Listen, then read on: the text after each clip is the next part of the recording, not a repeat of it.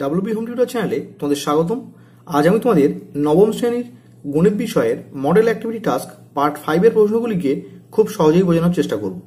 তো এই ভিডিওর আগে এই চ্যানেলে আমরা ইতিহাসের পার্ট 5 কে আপলোড করেছি।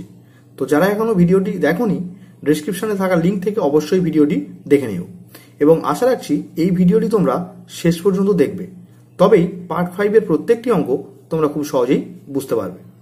তো পার্ট 5 এর প্রথম প্রশ্ন কি বলছে দেখো, বহুমুখী উত্তরধর্মী প্রশ্ন, অর্থাৎ এমসিকিউ টাইপের কোশ্চেন দেওয়া আছে।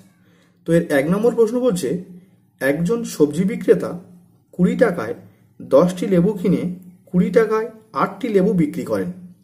তার শতকরা লাভ হয় 25, 20, 10 নাকি 24? তো এখানে সঠিক অপশন হবে এ, অর্থাৎ 25। তো এর কারণ দেখো, সবজি বিক্রেতাটি 20 টাকায় 10টি লেবু কিনে, অর্থাৎ 10টি লেবুর ক্রয় মূল্য কত? 20 টাকা। তো 10টি লেবুর ক্রয় মূল্য যদি 20 টাকা হয়, তাহলে একটি লেবুর ক্রয় মূল্য কত? 20 ডিভাইডেড বাই 10, তাহলে 2 টাকা। পরের পাটে দেওয়া আছে 20 টাকায় 8টি লেবু বিক্রি করেন, তাহলে এখানে 8টি লেবুর বিক্রয় মূল্য কত? 20 টাকা। তো আমরা লিখেছি 8টি লেবুর বিক্রয় মূল্য 20 টাকা, তাহলে একটি লেবুর বিক্রয় মূল্য কত হবে? 20 ডিভাইডেড বাই 8। তো আমরা যদি 4 দিয়ে কাটি, 4 5 20, 4 2 8, অর্থাৎ 5 2। তো 5কে 2 ভাগে ভাগ করলে কি হবে? 2.5 টাকা। তাহলে এখান থেকে পেলাম আমরা যে একটি লেবুর ক্রয় মূল্য 2 টাকা আর একটি লেবুর বিক্রয় মূল্য 2.5 টাকা। তাহলে এখান থেকে লাভ কত? লাভের মান আমরা পাই বিক্রয় মূল্য থেকে ক্রয় মূল্যকে বিয়োগ করে। তাহলে বিক্রয় মূল্য ছিল 2.5 আর ক্রয় মূল্য ছিল কত? 2। তাহলে 2.5 থেকে 2কে বিয়োগ করলে কি হবে? 0.5 টাকা। তো আমাদের লাভের পরিমাণ বেরোলো 0.5 টাকা। এখন আমাদের উত্তর চেয়েছে শতকরা লাভ কত। তো শতকরা লাভ নির্ণয়ের সূত্র কি? লাভ ডিভাইডেড বাই ক্রয় মূল্য ইন্টু 100। তো লাভের মান আমরা কত পেয়েছি? 0.5। তো লাভের জায়গায় লিখছি 0.5 ডিভাইডেড বাই ক্রয় মূল্য। তো একটি লেবুর ক্রয় মূল্য কত ছিল? 2 টাকা। তো 0.5 ডিভাইড বাই 2 দিয়েছি ইন্টু 100। এখন যদি আমরা 0.5 এর দশমিক তুলতে চাই, তো দশমিকের জন্য একটা 1, আর দশমিকের পরে যেহেতু একটা সংখ্যা আছে, তাই আমরা এখানে একটা 0 নিয়েছি। আর এই 2 যেমন সামনে ছিল বসে থাকলো। এখন এই 0 পরস্পর কেটে গেল। 2 দিয়ে 10 কাটলে কি হবে? 5। তো 5 5 25। তাহলে শতকরা লাভ বেরোলো কত? 25। তাই এখানে এ অপশানটি সঠিক হয়েছে। এখন 2 এর প্রশ্ন কি বলছে দেখো, PQRS ট্রাপিজিয়ামের দুটি তির্যক বাহু PS ও QR এর মধ্যবিন্দু যথাক্রমে X ও Y। তবে XY equals to half of PQ, half of RS, half of PQ plus RS নাকি half of PQ minus RS? তো এটা একটা প্রয়োগ, যেটা তোমরা তোমাদের টেক্সট বইয়ের 126 পেজেই পেয়ে যাবে, প্রয়োগ নম্বর 5। তো এখানে দেখো PQRS একটা ট্রাপিজিয়াম অঙ্কন করেছি, যার PQ বাহুকে আমরা T পর্যন্ত বর্ধিত করলাম। এখন বলছে PS ও QR এর মধ্যবিন্দু X ও Y, অর্থাৎ কি PS এর মধ্যবিন্দু X এবং QR এর মধ্যবিন্দু Y নিয়েছি আমরা। এখন এই XY ও PQ সমান্তরাল, তাহলে XY এর মান হবে half of PQ plus RS। তো এই ভিডিওতে আমরা ডিটেলস আলোচনা করলাম না, তোমরা টেক্সট বইয়ের 126 পেজে গিয়ে প্রয়োগ নম্বর 5 থেকে দেখে নিও। তাহলে এখানে অপশান সি সঠিক। এখন 3 এর প্রশ্ন কি বলছে দেখো, 105 থেকে 140 শ্রেণীটির পরিসংখ্যা 14 হলে শ্রেণীটির পরিসংখ্যা ঘনত্ব হবে 2.5, 0.4, 0.35 নাকি 0.14? তো এখানে অপশান বি হবে সঠিক, অর্থাৎ 0.4। তো এর কারণ দেখো, 105 থেকে 140 শ্রেণীটির শ্রেণী দৈর্ঘ্য কি হয়? শ্রেণী দৈর্ঘ্য নির্ণয়ের সূত্র আমরা জানি, উচ্চ সীমা থেকে নিম্ন সীমাকে বিয়োগ করতে হয়। তো এখানে 140 থেকে আমরা 105কে বিয়োগ করেছি, তাহলে হয়েছে কত? 35। আর শ্রেণীটির পরিসংখ্যা দেওয়া ছিল 14, তোমরা লিখে নিয়েছি এবং পরিসংখ্যা 14। এখন আমাদের উত্তর চেয়েছে শ্রেণীটির পরিসংখ্যা ঘনত্ব কত। আমরা লিখেছি শ্রেণীটির পরিসংখ্যা ঘনত্ব ইকুয়ালস টু, তো এর সূত্র কি? উক্ত শ্রেণীর পরিসংখ্যা ডিভাইডেড বাই শ্রেণী দৈর্ঘ্য। তাহলে উক্ত শ্রেণীর পরিসংখ্যা অর্থাৎ যে শ্রেণীটির আমরা পরিসংখ্যা ঘনত্ব নির্ণয় করছি সেই শ্রেণীটির পরিসংখ্যার মানকে লিখতে হবে। তো সেই শ্রেণীর পরিসংখ্যার মান দেওয়া ছিল কত? 14। তো 14 ডিভাইডেড বাই শ্রেণী দৈর্ঘ্য। তো শ্রেণী দৈর্ঘ্যের মান আমরা কত পেয়েছি? 35। তোমরা 35 লিখে নিয়েছি। এখন যদি আমরা 14 আর 35কে 7 দিয়ে কাটি, তাহলে 7 2 14 আর 5 7 35। তাহলে এখান থেকে উত্তর কি হলো? 2/5। এখন যদি আমরা 5 দিয়ে 2কে ভাগ করি, তাহলে 5-এর চেয়ে 2 ছোট, তাই আমরা একটা দশমিক খাইয়ে শূন্য নিলাম। এখন 4 5 20, তাহলে এখানে উত্তর কি হলো? 0.4। তাই এখানে বি অপশানটি সঠিক। এখন 4 প্রশ্ন কি বলছে দেখো, 3 মিটার লম্বা ও 2 মিটার চওড়া একটি আয়তাকার জায়গা 5 ডেসিমিটার বর্গ টালি দিয়ে বাঁধাতে হলে টালি লাগবে 48টি, 96টি, 24টি নাকি 72টি? তো এখানে সঠিক অপশান হবে সি, অর্থাৎ 24টি। তো এর কারণ দেখো, প্রথমেই আমরা আয়তাকার জায়গাটির দৈর্ঘ্য দেওয়া ছিল কত? 3 মিটার। তো 3 মিটারকে আমরা ডেসিমিটার এককে প্রকাশ করব, কারণ যেখানে যে টালির মান দেওয়া আছে সেটা ডেসিমিটার এককে দেওয়া আছে। তো এখানে আমরা 3 মিটারকে যদি ডেসিমিটারে প্রকাশ করতে চাই, তাহলে 3-এর সঙ্গে 10কে গুণ করতে হবে, তাহলে 3 10 30 ডেসিমিটার। এবং প্রস্থ দেওয়া ছিল কত? 2 মিটার। তো 2 মিটারকে আমরা যদি ডেসিমিটার এককে কনভার্ট করি, তাহলে 2-এর সঙ্গে 10 গুণ করতে হবে, তাহলে 10 2 20 ডেসিমিটার। এখন তাহলে আয়তাকার জমিটির ক্ষেত্রফল কত হবে? তো সূত্র কি? দৈর্ঘ্য ইন্টু প্রস্থ। তো দৈর্ঘ্যের মান আমরা কত পেয়েছি? 30, ইন্টু প্রস্থ কত পেয়েছি? 20। তো 30 গুণ 20, তাহলে 3 দুগুণে 6 আর 2 শূন্য, তাহলে 600 বর্গ ডেসিমিটার। এখন বর্গাকার টালির ক্ষেত্রফল দেখো, বর্গাকার টালিটা 5 ডেসিমিটার, তাহলে বর্গক্ষেত্রের ক্ষেত্রফলের সূত্র কি? বাহু স্কোয়ার। তোমরা লিখেছি বর্গাকার টালির ক্ষেত্রফল বাহু স্কোয়ার, অর্থাৎ 5 স্কোয়ার। তো 5 5 25 বর্গ ডেসিমিটার। তাহলে যে জমিতে আমরা টালি বসাবো সেই জমির ক্ষেত্রফল পেয়েছি কত? 600 বর্গ ডেসিমিটার। আর একটা টালির ক্ষেত্রফল কত? 25 বর্গ ডেসিমিটার। তাহলে এখান থেকে আমরা বলতে পারি অতএব টালির সংখ্যা 600 ডিভাইডেড বাই 25। তো 25 দিয়ে 600 কাটলে কি হবে? 24টি। তাহলে 24টি টালি লাগবে, তাই এখানে সি অপশানটি সঠিক। এখন 2-এর প্রশ্নে দেওয়া আছে সত্য কিংবা মিথ্যা লেখো। তো 1-এর প্রশ্ন বলছে এবিসি সমকোণী ত্রিভুজের কোণ বিএসি ইকুয়ালস টু 90 ডিগ্রি এবং বিসি এর মধ্যবিন্দু ডি হলে AD equals to half of BC.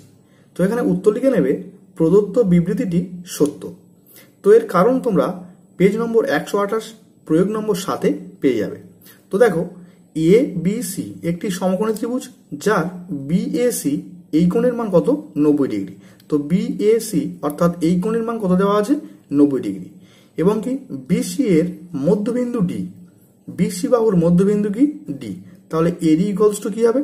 সবসময় হাফ অফ বিসি হবে। তো প্রদত্ত বিবৃতিটি সত্য। এখন 2-এর প্রশ্ন করছে একটি পরিসংখ্যা বিভাজন তালিকায় একটি শ্রেণীর মধ্যবিন্দু 10 এবং প্রতিটি শ্রেণীর শ্রেণী দৈর্ঘ্য 6 হলে শ্রেণীটির নিম্ন সীমা হবে 8। তো এক্ষেত্রে উত্তর হবে প্রদত্ত বিবৃতিটি মিথ্যা। তো এর কারণ দেখো, ধরি শ্রেণীটির উচ্চ সীমাকে এ এবং নিম্ন সীমাকে আমরা বি ধরেছি। তাহলে অঙ্কে দেওয়া আছে কি? শ্রেণীটির মধ্যবিন্দু 10। তো মধ্যবিন্দু নির্ণয়ের সূত্র কি? উচ্চ সীমা প্লাস নিম্ন সীমা ডিভাইডেড বাই 2। তো উচ্চর মানকে আমরা এ ধরেছি এবং নিম্ন সীমার মানকে আমরা বি ধরেছি। তাহলে মধ্যবিন্দু কি হবে? উচ্চ প্লাস নিম্ন ডিভাইডেড বাই 2, অর্থাৎ এ প্লাস বি ডিভাইড বাই 2। কিন্তু অঙ্কে দেওয়া ছিল মধ্যবিন্দুর মান কত? 10।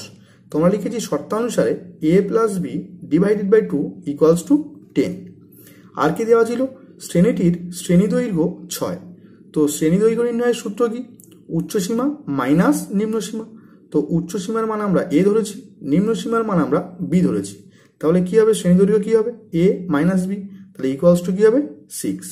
তো এখন যদি আমরা কোণাকুণি গুণ করি, তো 10-এর নিচে কোনো সংখ্যা নেই মানে কি আছে? 1 আছে।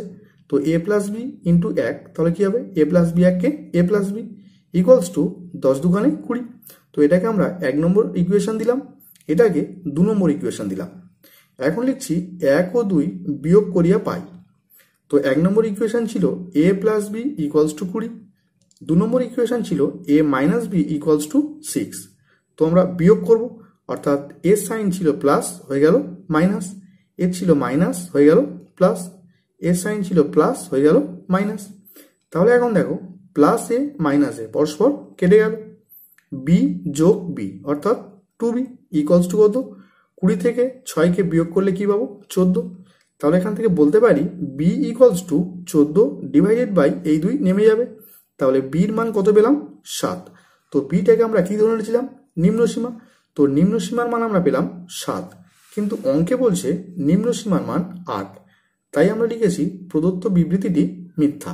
এখন 3 প্রশ্ন কি বলছে দেখো, একটি সামান্তরিক আকারের ক্ষেত্র, একটি আয়তক্ষেত্র এবং একটি ত্রিভুজাকার ক্ষেত্র একই ভূমি ও একই সমান্তরাল যুগলের মধ্যে অবস্থিত হলে এবং তাদের ক্ষেত্রফল যথাক্রমে পি আর ও টি হলে P equals to R equals to T by 2 হবে। তো এখানে লিখে নেবে প্রদত্ত বিবৃতিটি মিথ্যা। এখানে সঠিক উত্তর হবে P equals to R equals to 2t। তো 2tর জায়গায় এখানে যেহেতু টি বাই 2 আছে, তাই এখানে আমরা প্রদত্ত বিবৃতিটি মিথ্যা লিখেছি। এখন 4 প্রশ্ন দেখো, একটি সমবাহু ত্রিভুজের ক্ষেত্রফল ও উচ্চতার সাংখ্যমান সমান হলে ত্রিভুজটির বাহুর দৈর্ঘ্য হবে 1 একক। তো এখানে লিখে নেবে প্রদত্ত বিবৃতিটি মিথ্যা। তো এর কারণ দেখো, আমরা জানি সমবাহু ত্রিভুজের ক্ষেত্রফল কি √3/4 ইন্টু বাহু স্কোয়ার, আর সমবাহু ত্রিভুজের উচ্চতা নির্ণয়ের সূত্র কি √3/2 ইন্টু বাহু। তো বলছে এই ত্রিভুজের ক্ষেত্রফল ও উচ্চতা এরা পরস্পর সমান। তো আমরা লিখেছি শর্তানুসারে ক্ষেত্রফল ইকুয়ালস টু উচ্চতা। এখন দেখো উভয় দিক থেকে √3 কাটলো, 2 দিয়ে যদি 4কে কাটি তো 2 2 4, আর এখানে ছিল বাহু স্কোয়ার, এখানে ছিল বাহু, তো একটা বাহু এপার কাটলাম, এই দিক থেকে আমরা স্কোয়ারটাকে কেটে দিলাম। তাহলে থাকছে কি এদিকে বাহু ইকুয়ালস টু 2, আর এখানে কোনো সংখ্যা নেই মানে কি আছে 1, তো 2 1কে 2 একক। তাহলে আমরা বাহুর মান পাচ্ছি 2 একক, কিন্তু অঙ্কে দেওয়া আছে বাহুর মান 1 একক, তাই আমরা লিখেছি প্রদত্ত বিবৃতিটি মিথ্যা। এখন 3 প্রশ্ন কি বলছে দেখো, একটি ঘড়ি পরপর 10% ও 5% ছাড়ে বিক্রয় করা হলে সমতুল্য ছাড় কত হবে। তো প্রথমে আমরা ধরে নিয়েছি দ্রব্যটির দাম 100 টাকা। তাহলে 100 টাকার উপর 10% ছাড় দিলে হয় কত টাকা, 100 - 10 অর্থাৎ 90 টাকা। তাহলে আবার বলছে 5% ছাড় দিয়েছে, তো এই 5% ছাড়টা 90 টাকার উপর দিয়েছে, তাই লিখেছি আমরা আবার 90 টাকার 5% ছাড় দিলে হয়, তাহলে 90 টাকার মানে কি 90 ইন্টু 5% মানে কি 5 ডিভাইড বাই 100। তো এই শূন্য পরস্পর কাটলো, 5 দিয়ে 10 কাটলে কি হয় 2, তাহলে এখানে থাকলো 9/2, তাহলে ইকুয়ালস টু 9 টাকাকে 2 ভাগে ভাগ করলে কত হয় 4.5 টাকা, অর্থাৎ 4.5 টাকা। তাহলে 90 টাকার ঘড়িটির দাম কত হবে, 90 টাকা থেকে এই টাকাটা ছাড় পেয়েছে, তাহলে বিয়োগ করতে হবে, তাহলে বিয়োগ করলে কি হবে 85.5 টাকা। তাহলে মোট ছাড় পেলে কত, তো দ্রব্যটির দাম আমরা ধরেছিলাম 100 টাকা, তো 100 টাকা থেকে এই টাকাটা বিয়োগ করতে হবে, তাহলে 100 টাকা মাইনাস 85.5 টাকাকে আমরা বিয়োগ করেছি, তাহলে মোট ছাড় পেল 14.5 টাকা। তাহলে অতএব সমতুল্য ছাড় কত হবে 14.5%। এখন 2 প্রশ্ন কি বলছে দেখো, একটি বৃত্তের ব্যাসের দৈর্ঘ্য এবং একটি বর্গক্ষেত্রের বাহুর দৈর্ঘ্য সমান হলে তাদের পরিসীমার অনুপাত কত হবে। তো ধরে নিয়েছি বৃত্তটির ব্যাসের দৈর্ঘ্য 2x একক, তাহলে বর্গক্ষেত্রটির বাহুর দৈর্ঘ্য কি হবে 2x একক, কারণ অঙ্কে দেওয়া আছে ব্যাসের দৈর্ঘ্য আর বর্গক্ষেত্রের বাহুর দৈর্ঘ্য সমান, তো এটা যদি 2x হয় এটা হবে 2x একক। তাহলে বৃত্তটির ব্যাসার্ধের মান কি হবে, তো আমরা জানি বৃত্তের ব্যাসার্ধ সমান সমান কি ব্যাসের অর্ধেক হয়, তো ব্যাস যদি 2x হয় তাহলে ব্যাসার্ধ কি হবে 2x ডিভাইড বাই 2, তো এই 2 কাটলে কত হবে তাহলে x একক, তাহলে বৃত্তটির ব্যাসার্ধ পেলাম x একক। তাহলে বৃত্তটির পরিধি কত হবে, কারণ অঙ্কে বলেছে একটি বর্গক্ষেত্রের বাহুর দৈর্ঘ্য সমান হলে তাদের পরিসীমার অনুপাত, তো তাদের অর্থাৎ কি বৃত্তটার পরিসীমা আবার বর্গক্ষেত্রের পরিসীমা, তো বৃত্তের যেহেতু পরিসীমা হয় না কি হয় বৃত্তটির পরিধি। তো আমরা পরিধি নির্ণয়ের সূত্র কি জানি 2πr, তো 2 ইন্টু পাই ইন্টু আর এর মান কত, তো বৃত্তটার ব্যাসার্ধ যেহেতু x একক, তো আর এর জায়গায় কি হবে x, তাহলে 2 × x গুণ করলে কি হবে 2πx একক। এখন আমরা বর্গক্ষেত্রটির পরিসীমা নির্ণয় করব। তো বর্গক্ষেত্রের পরিসীমা নির্ণয়ের সূত্র কি 4 × একটি বাহুর দৈর্ঘ্য। তো 4 × বর্গক্ষেত্রের একটি বাহুর দৈর্ঘ্য কত 2x একক। তো 4 × 2x লিখেছি, তাহলে 4 দুগুণে 8 8x একক। এখন আমরা নির্ণয় করব তাদের পরিসীমার অনুপাত। তো তাদের পরিসীমার অনুপাত ইকুয়ালস টু বৃত্তের পরিধির মান কত পেয়েছি 2πx, তো এটাই বৃত্তটার পরিসীমা, ইস টু বর্গক্ষেত্রের পরিসীমা কত পেয়েছি 8x, তো ইস টু 8x লিখেছি। এখন দেখো উভয় দিক থেকে x x ক্যান্সেল হয়ে যাচ্ছে, 2 দিয়ে 8 কাটলে কত হয় 4। এখন পাই এর মান কত জানি আমরা 22/7 ইস টু এখানে কে পড়ে আছে 4। এখন আমরা 7 দিয়ে কোনাকুনি গুণ করে দেব, তো 22 বসে থাকলো আর 4 সাথে 28। এখন যদি আমরা 22 আর 28কে 2 দিয়ে কাটি, তো 11 2 22 14 2 28, তাহলে তাদের পরিসীমার অনুপাত কত পেলাম 11:14। এখন 3 প্রশ্ন কি বলছে দেখো, একটি গ্রামের 33টি দোকানের দৈনিক লাভের তালিকা নিচে দেওয়া হলো। তো এখানে দৈনিক লাভ আর দোকানের সংখ্যা এইভাবে একটা ছক দেওয়া আছে, যেখানে 0 থেকে 50 টাকা পর্যন্ত লাভ হয় 8টি দোকানদারে, 50 থেকে 100 টাকা লাভ হয় 15টি দোকানের, 100 থেকে 150 টাকা লাভ হয় 10টি দোকানের। তো এখানে বলছে তথ্যটির আয়তলেখ অঙ্কন করি। তো প্রথমেই তোমরা দৈনিক লাভ, যেটাকে আমরা শ্রেণী বলবো, শ্রেণী সীমানা, শ্রেণী দৈর্ঘ্য আর পরিসংখ্যা, এইভাবে 4টি ছকে টেনে নেবে। তো এখানে দেওয়া আছে 0 থেকে 50, 50 থেকে 100, 100 থেকে 150। তো এখানে শ্রেণী সীমানার ঘরে কোনো রকম পরিবর্তন হবে না, যেহেতু এখানে প্রত্যেকের সঙ্গে প্রত্যেকের ডিস্টেন্স সমান। তো এখানে আমরা 0 থেকে 50, 50 থেকে 100, 100 থেকে 150 যেমন ছিল তেমন লিখে নিয়েছি। এখন শ্রেণী দৈর্ঘ্য, তো শ্রেণী দৈর্ঘ্য নির্ণয়ের সূত্র কি উচ্চ সীমা থেকে নিম্ন সীমাকে বিয়োগ করতে হয়। তাহলে 50 থেকে 0কে বিয়োগ করলে কি হবে 50, 100 থেকে 50কে বিয়োগ করলে 50, 150 থেকে 100কে বিয়োগ করলে 50। আর পরিসংখ্যার মান দেওয়া ছিল 8 15 10, তোমরা সিরিজ ওয়াইজ লিখে নিয়েছি। তো এখন তোমরা গ্রাফ পেপারে আয়তরেখাটি খুব সুন্দরভাবে এঁকে নেবে। এখানে দেখো 0 থেকে 50, 50 থেকে 100, 100 থেকে 150, 150 থেকে 200, 200 থেকে 250, এইভাবে আমরা 1 2 3 4 5 6 6টা পয়েন্ট কেটেছি। আর উপরের দিকে দেখো ওয়াই অক্ষ বরাবর এখানে 0 থেকে 5, 5 থেকে 10, 10 থেকে 15, 15 থেকে 20, অর্থাৎ 1 2 3 4 4টি পয়েন্টকে টেনে নিয়েছি। তো এই বরাবর লিখে নেবে দৈনিক লাভ, এই বরাবর লিখে নেবে দোকানের সংখ্যা। এখানে দেখো 0 থেকে 50 এর মান কত ছিল 8, তো 0 থেকে 50 এর মানকে আমরা 8 পর্যন্ত এঁকেছি। 50 থেকে 100 এর মান ছিল কত 15, তো 50 থেকে 100 এর মানকে আমরা 15 পর্যন্ত এঁকেছি। 100 থেকে 150 এর মান ছিল কত 10, তো 100 থেকে 150 এর মানকে আমরা 10 পর্যন্ত এঁকেছি। তো এখানে লিখে নেবে এক্স অক্ষ বরাবর প্রতিটি বাহু 10 টাকা আর ওয়াই অক্ষ বরাবর প্রতিটি বাহু ইকুয়ালস টু একটি দোকান। এখন 4 প্রশ্ন কি বলছে দেখো, যুক্তি দিয়ে প্রমাণ করো যে কোনো ত্রিভুজের দুটি বাহুর মধ্যবিন্দু দ্বয়ের সংযোজক সরলরেখাংশ তৃতীয় বাহুর সমান্তরাল ও অর্ধেক হবে। তো এটা তোমাদের টেক্সট বইয়ের তোমরা 124 পেজে পেয়ে যাবে, এই উপপাদ্য তোমরা সেখান থেকেই লিখে নিও। তো এই ছিল পার্ট 5-এর 4টি প্রশ্নের সঠিক অ্যান্সার। তো ভিডিওটি কেমন লাগলো অবশ্যই ভিডিওর কমেন্ট বক্সে কমেন্ট করে জানাবে। যদি ভিডিওটি ভালো লাগে ভিডিওটিতে অবশ্যই একটি লাইক দেবে এবং বন্ধুদের মধ্যে শেয়ার করবে।